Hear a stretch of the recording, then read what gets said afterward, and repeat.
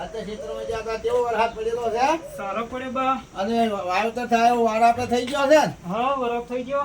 એમ હા ખેતરમાં આજ તો ખૂબ બધું હા તો બરાબર બરાબર. બિયારણ લાવવાનું અને હવે વાવેતરમાં તો કમ્પ્લીટ થઈ ગયું. કાલે વરસાદ પડ્યો એટલે ટ્રેક્ટર લાવવું પડશે હવે અને બધું મોટું પડે વાવવા છે મગ વાવશે ને હા મગ બાજરી તલ બધું.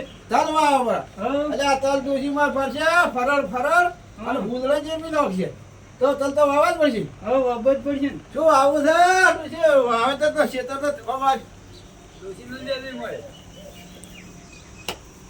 હા શું વાવેતર કરવું છે?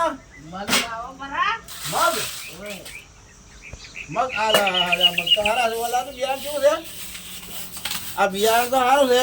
વ્યાસભાઈ આ શું છે કે આ ડોશીને ભાઈ એટલી બધી માહિતી ઓછી પડે.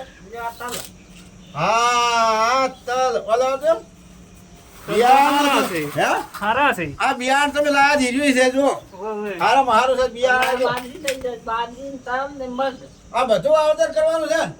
ઓલા લાવો તો આ બાજરી વાવેતર તો બાજરી થાય કેમ કે મેશો છે કોનો હાડો અને તલ પાકે હારામાં હારા. આ તો અસલ દિવાળી માટે બધાને લુગડા ફળાઈ છે માલ બુવા બધું મજા આવે. અને કદાચ ભગ વેણા ને ભગ તો ભાદરું આમ બેઠા ફળીઓ વેણા હમણાં લાગે છે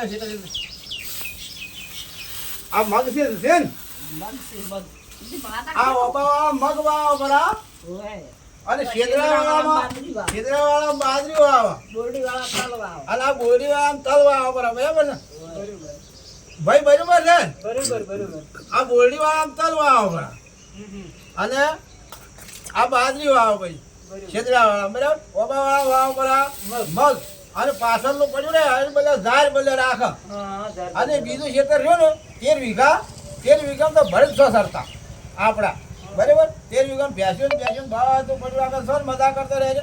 આ 18 વીઘા વહી ગયો 15 વીઘામાં વાવા પડું બધું વાવેતર કરો બહુ કેમ તો ટ્રેક્ટર હશે તો પોકા ડ્રાઈવરને કીધું છે કીધું ડીઝલ લાવવાનો જણાટ ખાલી વાવેતર આપણે કરી નાખવાનું છે બરાબર.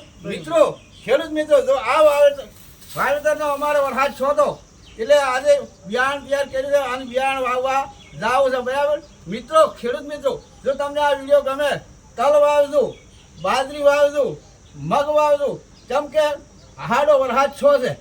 વરસાદના કારણથી વાવવાનું છે એટલે બધું આપણું ખેડૂતને પાકશે ને મિત્રો લાઈક કરજો શેર કરજો સબસ્ક્રાઈબ તો ભૂલતા નહીં અને 10 જણાના આ વિડીયો તમે શેર કરજો.